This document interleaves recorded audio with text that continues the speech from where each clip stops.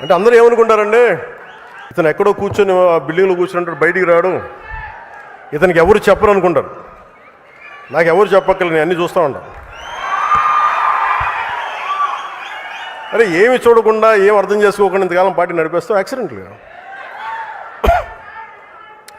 ఏదో పెద్ద మనసుతోటి తల్లి బిడ్డ న్యాయం సరే కానీ అనుకోండి.